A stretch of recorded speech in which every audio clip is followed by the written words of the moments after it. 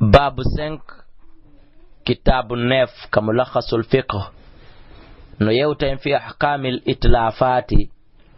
fi nyaawore perdi din bonnereji din. Inna Allah anden Allah harrama o harmini al-i'tidaa jaggutugol bonna ala amwali nasi do jawle yimbe ben wa ibtizaziha e yebugol be ghayri haqqin ko alda e haqqe. Wa shar'a o shar'ini damana fawtagol yoba ma atlafa kala ko perdi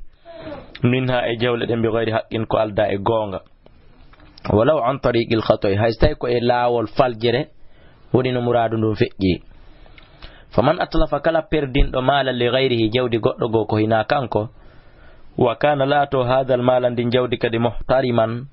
ko harako ndi teddundi ko ndi marde valeur wa atlafahu ubonnindi o yebindi bi ghayri idni sahibihi ko alda e dunga ye jommayri fa inna waray kanko yajibu alayna wadde do makko damanahu fawta golndi. Qala al imam al muwaffiq o do imamu jo hawrindina do maki la na'lamu menem do men anda fihi ende nyawre do khilafa lutondiral ino fottana bi maana wa sawan nafata fi dhalika ender ndem bonnere al amdu ko teware wasahawi e yejjutugol wa taklifi e fawegol yo wadu wa adamihi e wasigol mum wa kada ko non kadi man tasabbaba kala sabin bindo fi itlafi malin fi bonnugol jawdi kama law fata wano woniri ni masalan tun si udditi baban dambu gangal fadaa yalti majjoyi ma kana konko latino mo lagan hino soka alayhi e nder dambu gangal no soka ka nder suudu nderto o ari udditi dambu gangal dum yalti majjoyi aw halla wi'an ma o firti tun sakun fan saba yuppike sakike ma fil wi'ai kon ka nder sakun wa talafa boni bana goddo nilimo dum damana dalika haray o fawtoto dum ma udditi bidurundum hibbi e ko nante tay dum don wakada ko non kadi law halla ribati dabbatin stay o ari o firti dabe wa humimba aw qayyadaha ma o do wimba fadahabat mba yaltimba yahi o firtima mba habani ma o do wimba mba yahi wada'at mba majjoyi damanaha aray o fawtoto mba o yobay wakada ko non kadi law rabata stayuni o humi dabbatan dabewa bi tariqin dayiqin ilawul fadungol fanatija andalika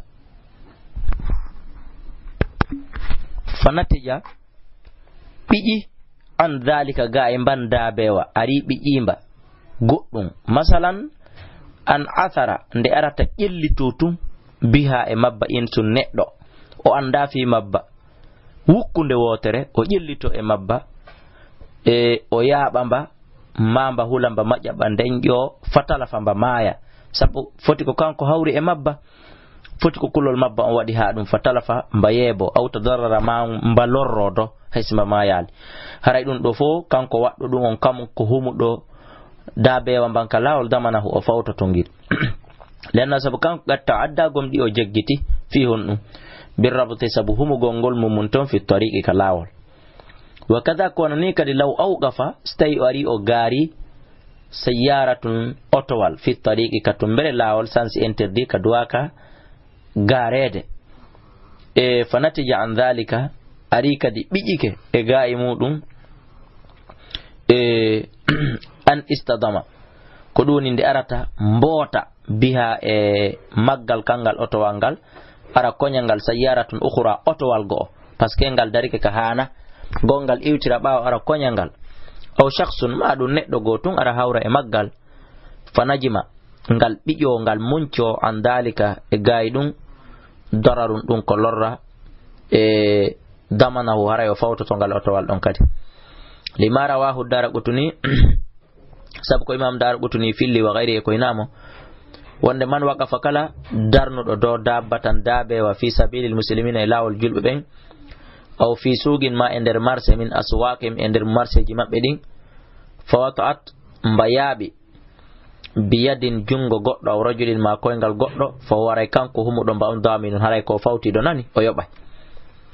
wakada kon ni kadi law taraka stawini acciti fi tariqi kalawol tina lope aw khashban ma dum pecce ledde aw hajaran ma dum kaaje aw hafran ma o asi ngayka fihi e lawol ngol hafiyara aw hafara ma o asa fihi e nder laawol hufratan ngayka ma o liɓa ɓoggi ma o liɓa porehoy ma o liɓa furonji banana ma o hibba ndiyan ɗum ɗo fo fatartaba ara fallo ala dhalika e dow ɗum ɗo fatartaba ara taro ala dhalika e dow ɗum ɗo talaful marri perdi feƴƴay ɗum aw tadarrarahu ma lorramo fatartiba ara fallo ala dhalika e dow ɗum ɗo talaful perdi almarru feƴƴowo tun ninama ni aw tadarrarahu ma o lorramo hay so tawi on tigi heɓa al perdi hay soko o jogui kon hibbali kono o fallo ma o feggo ma o morto ma o unto o barma ma o yana hay so o barmali haray aw alqa ma o fero kanko neɗɗon fi tariqi ka laawol kashurun sakuhum ma ɗum poore hum batihun ñiddukun kun tundi woni e nder muɗum wona hawi e ko nandita tay ɗum aw arsala ma o hibba fihi e laawol ngol ma an ndiyan fanzalaga ko ɗoni ɗan ndiyan ɗan ila e fanzalaga ara morto bihi e ndiyan ɗan insanu neɗɗo fa talafa o tampa aw tadarrara ma o lorro damina waray ɗi kaaji ɗi sifaji ɗi yewtuɗen ɗo fof haray fawtoto ɗum yoɓay ɗum fa'ilu hadhihi al-ashya'i gol huwuɗon gotel e ɗi piiji ɗo fi jami'i hadhihi suwar e nder dendanangal ɗi mbadiji ɗi yewtuɗen ɗo li ta'dihi sabu jaggutugol makko ngol bi dhalika sabu ko waɗi ko wa ma akthara kala ko ɓuri kadi ma yajiri e konko ilata at-tasahul ma yajiri konko dogata at-tasahul welsindiɗo fi hadhihi al-umuri e ɗiɗo piiji wo wa ma akthar ala nongoy ko ɓuri ɗuɗude ma yajiri koni feƴƴude koni dogude at-tasahul welsindagol fi hadhihi al-umuri e nder ɗi piiji ɗi yewtuɗen ɗo fi waqtina e waqtu amen e waqtu men on hande yedduɗo o yo yew ndara ka laawi wuppoɓe ka laawol hibbata ɓenna siɓe ƴetti ndiyan tunɗanɗa ɓe jonni pay konko ɓenna hibbano en ka yaasi hibbano en ka laawol siko ñogueɗen ɓe waɗi kamira ñoogue ɓenna yaw hibbanoya en ka laawol yaw hibbanoya en ka kare furuɗa si tawi kala ko woni konko raɓɓiɗi kon ko hibbano en ka laawol hibbano en ka kare furu ɓe kabineji ɗin ɗum ɗon fof muɗum ɓe tufa budde ɗen ɓe inna hibbanoye en ka laawol yo ilu yalta ka laawol ɓe kuruji ɗin ndiyan ko ɓe wuppirta e ko ɓe layɓirta fof muɗum ɓe tufa wuddere ɓe yaltinaka kuru maɓɓe fiyo yaw ka laawol ngol ko kaf anda noon ɓe anda nde ɓe hibboyta ɗam masalan e tande goɗɗo lorra ko woni ɗon konno ɓuri hayfude dinde hibbete ka laawol sabu ɗon ko suudu woturu ko ɓeygure wotere woni ko ɓe lorri amma noon ka laawol ɗon ɓe anda ko yimɓe capanɗe jelo ma temeɗɗe jelo ma guluji jelu ma millionji jelu woni ko ɓe lorrata ɗoni wonu laawol ngo rewerte e jama o reno wo wama akthar ala kadi goy ko ɓuri ɗuɗude hande ma yufaru konko asete fi tariqi ka laawol wa yusaddu ko ɗum woni udde wa tuda o waɗe fihi e nder ngayka kan al araqil andanɗa hoorema e piiji mortinayɗi tun wama aktar ala ko ɓuri ɗuɗude al adradu lorraji annaji matu ɓiƴiɗi an tilka tasarrifati e gayi ɗiɗo sifaji ɗi yewtuɗen duna hasibin ko alda e ko kontugol aw raqibin ma ƴewtagol anda hatta inna ahadahum ha hay woɓɓe maɓɓe toɗe la yastawli ala shari e hino ƴewto e hoore sariya o wa yastamilahu o gollira ɗum li akhradihi fi fandundeji makko alkhasati hertiɗi o yudayiga o ɓittina almarrata feƴƴo on feƴƴo ɓen wa yudirru bihim o lorra ɓe wala yubali hala hay o haccaka bima yulhiquhu sabu ko woni kon heɓude e muɗum min al ithmi immorde bakkatu min jara'i dhalika immorde ɗiɗo boneji wa min al umuri ino jeeya fi kuuji musidɓe julɓe al mujibatu waɗɗiɗi liddamani fi fawtagol malaw iqtana konko tawata haysi tawi woni wotti kalban bareru aquran ñaaɗundi fa'ata dandu jaggiti alal marrati e dow feƴƴoɓe ɓen ka laawol ka yaasi kuuru wa aqara wubbi ahadan goɗɗo o yani o feggike bareeru feetundu bareeru ñaaɗundu ko wubbata kon ka ɓaawo kuuru wotta e goɗɗo harandu ngatamogoy o ɗeñƴo o feggo musidɓe julɓe ɓe wi en wo hay ɗum ɗon fa innawno kanko jooma bareeru ndu yadman waray himo haani fawtade hino waɗɗinde o fawtoto feggande oya nden si hondu ndum barmi islamu no yoɓinimo no ñawndinimo allahumma nafere makansi tawi woni nduɗo ngatimo ɗon feƴƴi e haala wo li ta'dihi sabu jaggutugol makko bi iqtina'i hadal kalb sabu cuynugol mo nduɗo bareeru sabu wottugol nduɗo bareeru wa in hafarasi o asi kadi bi'iran kulur fi fana'ihi ka nder sarde makko masalan ka ngesa makko lil maslaha hara ko fi nafoore o asiri ndu na fi lorugol goɗɗo haray damina o fawtoto ma talafa biha kala ko bonata kon sabu nduɗo ko loru sabu kala ko bonnata kon ko ilata kon ko yoloto ko bonata sabu ndiya hibbeteɗan ɗan e nder nduɗo ko loru li annahu sabu kon yalzamihu no waɗɗimo an yahfizaha nde o renata ko loru ndun bima yasna'u e sabu ko gollata sabu kala ko gollata dararul marrati lurrugol feƴƴoɓɓe fa ida taraka so accitiri ndu nina mani biduni dalika ko alday ɗum o ɗaɓɓali bafum o ombi ma o kippali fi ndiyan iway ɗan ɗon ɗan ko hibbete ɗon kon poco pacanno so kippali ɗum ha goɗɗum yaniri ka dambugal koloru sabu fi ɓayndu on mbaki ma ndiyam poco pacannete ɗon ili yehi ka lawol goɗɗo mortike yani helima barmi fo waray kanko mu'tadun ko jaggutuɗogoy wa ida kana law silatake mo baha mummunteji kadi wajaba alayna waɗɗima hifza renugol mummunte on fil layli jemma min ifsadi zuru'i nnas immorde e bonnoygol ngesele yimɓe ɓen yo renu mummunte makko on jemma o huma fiwata ɗum murtu jemma yaha bonnoya ngesele yimɓe ɓen hara yimɓe ɓen ayni ñallal ngal peetu ha ronki feƴƴi yehi walike ɗanike inna yo fof to bimbi kadi dawa ka ngesa dawa noon tawa ɗum ñamama jemma jooma e mummunteji ɗin koyo renoy ɗum fa in taraka so acciti mummunte on wa afsadat o bonnoyi shay'un goɗɗum e nder ngesele yimɓe ɓen tawi ko jemma waɗiri na ñalorma de ta ko jemma damina waray o fawtoto ɗum li anna nabiya sallallahu sallam qada o ñaawi anna ala ahli l amwali wonde hino fawi jomiraɓe jawle ɓen no waɗɗiɓe hifzuha renugol ɗe binnahari ñallal ngal hifzuha aynugol ɗe binnahari ñallal ngal wama afsadat kala ko ɗe bonnoy billayli jemma madmunun alayhim aray ɗum ɗon ko fawteteɗum e jungo maɓɓe de aray ɓe yoɓa ñallal ngal goy kadi ɓe aynayi kono si woni mummunte ma on bonnoyi ngesa goɗɗo mba ñalorma sabu foltagol mummunte o ya haray ɗon nde a yoɓata ɗon waɗɗakima yoɓugol amma jemma on feƴƴiwi e gol ko ya ayno mummunte on ɗon ɓe maaki kamɓe nelaɗo tum ɓe maaki tum simplement kala ko mummunte ma on bonnoyi e ngesa goɗɗo jemma wo haray de ko a fawtotoɗo ka yoɓay ɗon a latindinede renuma accuɗon rawahu ahmadu wa abu dawud abnu majah fala yudmanu fawtata ko non sahibul bahima jom mummunte on ma atlafat kala ko mummunte on bonnoyi binnahari ñallal ngal haray ɗon kadi ko jon ngesa mbañ jon dunkire nden jon jardin on woni kanko kadi woni ko waɗɗi howugol e aynugol ñallal ngal kala ko nayi goɗɗo ma dammi goɗɗo muncoy ngesa goɗɗo ñalorma haray jon nayi ɗin yoɓata ko jon ngesa mbañ welsindi ko droit makko aynugol ñallal ngal kala kadi ko mummunteji ɗin bonniroyi ngesa goɗɗo ma dunkire goɗɗo ma jardin goɗɗo jemma haray ɗon kadi jooma mummunteji ɗin yoɓay par ce que o ya waɗɗaki mo aynugol jemma o ñalorma waray kanko o ɗano hendituma ala illa sonatu in arsalaha si tawi woni wurti mummunte on acciti mummunte on sahibu ha joom makko bi qarbin ka ɓatti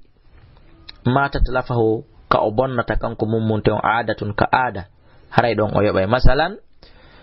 si tawi woni hay ko ñalorma tawi jooma mummunte on tawi ke pas acciti mummunte on ka takko ngesa goɗɗo ka tawata ka aada sa ɓurti dammingil ɗo ma nagge ngen ɗo pellete ngil waway heña ngil natoya e nder ngesa o ɗo bam par ce que addu ha takko mum haray ɗon fi ko ñalorma waɗiri si tawi woni jom mummunte on waɗi ɗum haray ɗum ɗon kadi hino waɗɗimo haray ɗum ɗon kadi o yoɓay si tawi noon o ɓortoyi mummunte on ka tawata aada on enele dammingel iwrata ton yarato kono o ɓortingel tungel fewnoyi ha to masalan haray ɗum ɗon waɗɗakimo kono so naɓi ha ka takko jardin oyama ka ngesa oya o ɓorti ɗon enele ɗum ɗon haray no waɗɗimo yoɓugo hayso ko ñalorma qala al imamu al Baghawi rahimahullah wa dhahaba yari ahlul ilmi jomiraɓe ganda ɓen ila anna ma afsadatil mashiya wonde kala ko bonni ɗiɗo dammi ma nayi orayɗi almursilatu accitaɗi yo yaw kala ko ɗi bonniroy binna haari ñalorma min malil gayri immorde jawdi goɗɗo go fala damana ala rabbiha haray fawtagol ɗum ɗon yoɓa waɗɗaki e dow joyi ɗum mummunte on wama afsadatu kala ko mummunte on bonniroy billayli jemma daminahu haray waɗɗoto ɗum yoɓay ɗum maliku ha jeyɗo on li anna fil arfi sabu woni e nder gandal ko anda kon an ashabal hawaiti wonde no jomiraɓe zarde jiɓen wal basatin e ngesele yahfazuna ha koyo ɓe renir ɗum ɓe ayna binnahari ñalorma wa ashabul mawasi jomiraɓe orayɗi ɗin kadi yahfazuna ha koyo ɓe renuɗi kamɓe kadi billayli jemma on faman khalafa kala lundiɗo hadil adati oɗo aada ɓe mana kaw goto kala e ɓeɗo ɗiɗo ronkuɗo respectude ɗum ɗo kana haray o laatike enele harijan yaltuɗo anil urfi gay ko anda kon hada ɗum ɗo ida lam yakun ko stawni laatike ida lam yakun ko stawni laataki maliku dabba jeyɗo mummunte on ma'a ha hino wonde makko fa in kana stawni laatike ma'a ha himo wonde mummunte makko on hayso ko ñalorma woni ko bonniroyi faala yaray no fawi mo damanu yoɓugol ma afsadatu kala ko mummunte on bonni par ce que ɗon imo sutti mummunte on ha yehi ka nder ngesa o yama ka jardin makko intaha ɗum ɗon ko ɗon lanni وقد ذكر الله قم دي الله تتوتون جانتك قصة داود قصة النبي داود سليمان وحكمهما أن يعور مبين في ذلك في اندر ومشكلة من دي يوتده فقال سبحانه على دالي وداود وسليمان إذ يحكمان أن تتما دبنياون وفي الهاتين كسابا إذ نفشتما دي هبتنوا في اندر كسابا غنم القوم دميم بغو وكنا لحكمهم شاهدين ففهمناها من فامن يعور تيكي تيكي تيكي Sulaiman annabi Sulaimana wa kullan kono non be laatike goy be dido kala atayname okkibe hukman ko wiyete kon faham wa ilman e gandal mana fi bay Allah wi o famini nyawre tigi tigire nde biddo jon don annabi Sulaimana ko hande fuddata ta joni kiltugol Dawuda ye o hay biddo makko no buri ma o forano Allah wi tanatu e dum dey be dido kala men okkibe hikma men okkibe gandal kon tum men tey pas men famini oda nyawre nden e hore oda kon ɗum Allah faminno annabi Sulaimana ko wonde jomiraɓe dammi ɗin enele ɓe yoɓa e ngesa oyamban ma ɓe accidamo e dammi ɗin o naftora leeɓi ɗin e ɓiraɗan ɗan e kala nafoore ko yaltata e majji kon tum ɓe yeyata ɓe hirsata ha ngesa maɓɓe man arta no wonirno noon hande kadi joma dammi ɗin hetta qala cheikhul islam ibnu taymiyatu rahimahullah sahha sellike bi nassil qur'an كأي القرآن الثناء من تقول على سليمان إدو سليمان بتفهيم سبب فهم قول فهمنا كدي الدمان فوت قول بالمثل مثال مغير فإن فشا استيوني هبتك رأى الغنم دمي أين تيدي ليلا جمع وكان لاتك ببستان عنب كوزاردن عنب فحكم داود على نبي داود ده بقيمة المتلف هراي كو يرو امبري كو بيردي كون فاعتبر الغنم هراي دمي دين كو تسكتيدي فوجدها o heɓadi bi gadril qima kanko jon zarde on o hendo e dammi ɗin embere e valeur ko boni koye ngesa makko man fa dafa ha o jonna ɗi ila ashabil has faade yimɓe ngesele ɗen fa atabara al ghanama o taski dammi makko ɗin fa wajada o tawi dammi makko ɗin bi gadril qima ko embere qima ko dammi makko ɗin bonnoyi kon fa dafa ray ko yo ƴettu dammi ɗin o jonna ɗi ila ashabil hart faade jomiraɓe ngesa ban wa qada sulaymana annabi sulaymana nyaawi biddamani sabu yoɓugol fawtagol yoɓa ala sabil ghanami do yimɓe dammi ɗin wani yadmanu dhalika ende ɓe fawtoto ɗum bil mithil yeru mum bi mana nde ɓe yoɓata ngesa ma yeru mabba net mbiyan ya'muru bil wastan nde ɓe wurnitata zarde ji ɗin ɗiɗa lego ngesel ɗen ɗiɗ ɓe occupé to e majje ha de fuda de wilita no de wa'irno non hatta yauda ha de rutto kama kana wano de wa'uno non walam yudi alayhim ko ɗum woni o ɓittinano e hoore maɓɓe maghalluhu ko ɗum woni yolde makko nden min hinal itlaf ila sa'i on ko perdi ɗon ila hinil udi ha sa'i ruttagol ngesa banno mba wa'irno non walam yudayyi o ɓittinano alayhim e dow maɓɓe maghalluhu accutugol makko min hinil itlafi ila ka boni ɗon ila hinil udi ha e sanga wattagol ngol bal koni ata ashabul bastan jonnay jomiraɗo ngesele ɗen e mashiyatu ulaika ɗiɗo orayɗo yonnitaɗi jom makji li akhudu fiyo ɓen ɗon ƴettu min nama'iha immorde kala tono ko yalti koye majji bimana kala ko ɗirimi ɓe gaɗiri nama'il bastan embere ko mawni kon kadi ngesele ɗen ɗiɗi festaw fu ɓe hunna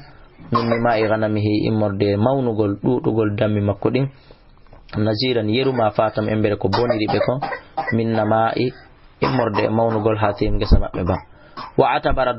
damanin taskama ko ɗum woni ɓeɗo fawtiɓe yoɓi wa atabara tasko addamanina fawtiɓe ɓen fa wajadahuma wa atabara tasko addamanin fawtiɗo on fa wajadahuma o tawi kanji ɗiɗi sawa an no fota wa hada ɗum ɗo huwa alilmu ko ɗum woni gandal alladi ngal khassahu llahu bih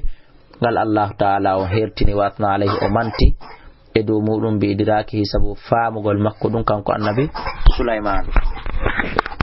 nam on acce hakke ko ɗoyru tiɗum ndu woni ko maƴƴini findini jiwum an goɗo ɓe wi en arten ka darsu wa ida kanat silatik albahima mummunte on bonnuɗo on ngesa goɗɗo biyadi rakibin hino e jungo waɗɗiɗomo aw qa'idin ma ɗowɗomo aw sa'ikin ma sogguɗomo e nele damina haray fawtoto janayatiha kala bonnere ko mummunte on bonni kon haray fawtoto ɗum be muqaddamiha ɗowɗomo on kayduha ko ɗum woni pewje mun ɗen bi mana jamfaji mun ɗin kañum mummunten ko waɗi kon wa famiha e hunduko muɗum ko laman janat wona konko mummunte on bonni bi muakhiriha e sakkitorde muɗum karijili ha wona koyɗe muɗum ɗen yiltoɗen seeɗa wo damina o fawtoto janayatiha kala bonnireji mummunte on kono noon bi muqaddamiha koko ardi kon e mummunte on be mana tere yeesoje mummunte on kala ko bonni wo haray o fawtoto ɗum amma tere ɓawoje ɗen ko bonni kon o fawtota ko masalan ka yadi hawa ko mummunte on bonniri kon juuɗe mum ɗen ko ɗum koyɗe yeesoje ɗen o fami ha e hunduko mum kon waray ɗum ɗon waɗɗi ɗon fawtoto laama janat wona ko mummunte on bonniri kon bi muakhiri ha ɓawo muɗum on ko sakkiti ko imo kadi jili ha wona koyɗe mum ɗen bi mana koyɗe ɓawoje ɗen waray ɗum ɗon o fawtotako li hadis sabu hadise arrijulu jabbarun wo koyɗe ɗen sabu nelaɗo ko maki kon arrijulu jabbarun wo koyɗe ɗen ko bonnayɗe wa fi riwayati no ari e fillay abi hurairata rajulul ujama'i koyɗe rijlul ujama'i koyɗe mummunteji ɗin koyɗe laƴayɗi ɗin jabbarun ɗum ko hewɗum bonnugol wal ujama'u ko yete ujama'u albahimatu ko mummunteji ɗillegoy summiyat bidhalika ɗi innirama ɗo ujama'i li anna sabu kanji la tatakallama ɗi wawlata ɗi wata wolde wa jabbaru amma ko wiyete kon jabbar be dammil jim sabu ko jim on waɗa kon tural ay janayatul bahaim ko bonnereji mummunteji ɗin hadarum wo ɗum ko mere on faami safe nelaɗo Allah sallallahu alaihi wasallam maki yiltito ɗen seeɗa ɓe wi arrijulu koyɗe ɗen ko bonni kon jabbarun ko mere konsidirtake ɗum ko koyɗe ɓawoje ɗen wa fi riwayatin ari e fillahi abi hurairata ɓe maki rijlul ujamaa koyɗe ɗiɗo jofoji tawɗi wowlata ko mumunteji ɗin fanda jabbarun ko mere wal ujamaa ɓe firande en noon ko wiyete ujamaa albahimatu ko mummunte ko ɗum wiyete ujamaa سميت بذلك إن رام أجماع لأن سبكان لا تتكلم دي واتا ولد وجبار بإن كويت جبار بدم الجيم سبك جيم ودا كنترول أي جناية البهائم بنر ممتج نكو دي بنر كون كوي دي باو جرين هادرون كومير قال شيخ الإسلام ابن تيمية رحمه الله كل بهيمة كلام منتج أجماع ko ujama wowlata kal bagari wano naydin wa shati dammidi wa ghairi ay ko inaado wano ngelodi fa janayatul bahaimi bonnere mummunteji ni ghairu madmunatun dum wonali fawtiti dum idha fa'alat bi nafsiha taydi huwiri hore majji taydi bonniri hore majji ni mana ara ko kanji tigi bonni jom majji tawaka kama law in falatat wano woni risidi murtidi yaltiti mimman hiya immorde e ngingil andanda hore ma fi yadin hingil e jungo fi yadihi e mimman hiya jeangil immorde e ngingil tata fi yadi no ka jungo makko afsadat di bonni fala damana haray waddagol fawtagol waddaki ala ahadin e do goto malam takun aquran madama munte wona nyaado feetu do arafo no andi dum do feeti wala farrata tawakati welsindaki sahiba jom maggel fi hifzi ayrenugol ngil fil layli jemma aw fi aswaqil muslimin ma ender marseji julbe ben wa majami'ihim e mobondire mabbe de wakada ko wadoni kadi qala wi'iri ghayru wahidin hara wana goto yimbe buy be wi inna ko ni inna ma yakunu ande ko lata to jabbaran mere hada yobetake kon sendirtake ida kanat ko simumunte o latake mun falitatun ko fuutido fultido dahibatun yehi ala wajiha o yaari yeso makko o yaari bange ka faala yaarde ton laysa lara lana mumunte on qa'idun do wo wala sabiqun wana soggo illa dariyatu si wana andanda hoore ma ko hunde lorrainde intaha gasi wa idha sala sitay non mumunte heboyi alayhi e hoore mudum adamiyun neddo mumunte alego e hawroyi e ibnu adam aw bahimatin ma e mumminte walam yandafa hara dum no wawata ko dunyirade wawata ko defandorade illa bil qatil sona sabu waregol be mana nagge ngen fetima dammingil ma gerto gangal ari sutanike ibnu adam ma sutanike mummunte go tanon o mummunte wawata ko yiltirede e lorrugol neddo ma lorrugol mummunte dimum illa bil qatil sona fellegol ware ma sabu nangegol ware fakatalahu on tigi wari hare don fala damana alay fawtagol fawakimo lianna sabu kanko qatalahu o wariri dum difa'an an nafsi fi defandugol wonki makko ki wa difa'ihi fi defandugol makko aw wa difa'i awale defandugol makko an nafsi gay hore makko hara goddum warali mo jaizun dum ko daginu falam yudman haray fawtetake ma tarattaba alay kala ko jokkondiri kon e sifadi kaji do wali anna qatalahu e kadi sabu wardo dum do on li daf'i sharrihi ko sabu dunyugol lorra mun kan wadi ha o wari wali annahu e sabu kan kadi ida qatala so wariri dum daf'an ka dunyugol li sharrihi fi buni mun o kana latike as-sa'il ko murti kon huwa al-qatil nafsi yare ko kanyu wari hore mo ko sabu ko murti kon wadi ha wara qala shaykh taqiyuddin o do shaykhujo hulo Allah kadina men islam o wi alayhi no fayimo kanko neddon an yadfa'ande o defandata as-sa'ila kala ko murti kon ari alayhi hore makko fa lam yandafa stayuni dum yundafa stayuni dum wawata ko dunyorade wawata ko defandarade illa bil qatil sona sabu waregol kana la warayno latani mo dalika idun don durwa wargol dum bittifaqil fuqaha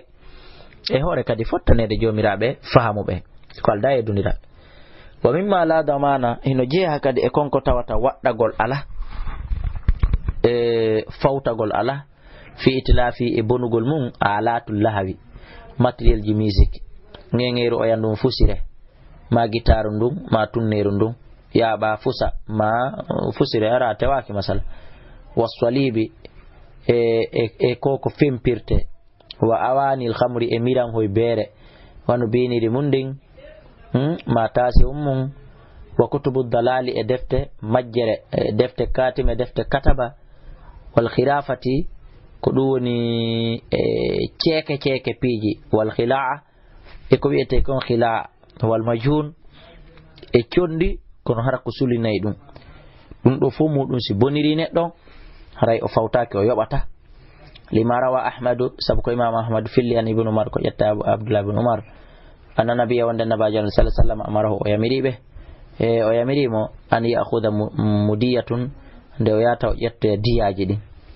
bimana yo yalto o ndara kala bonnuɗo o nangamo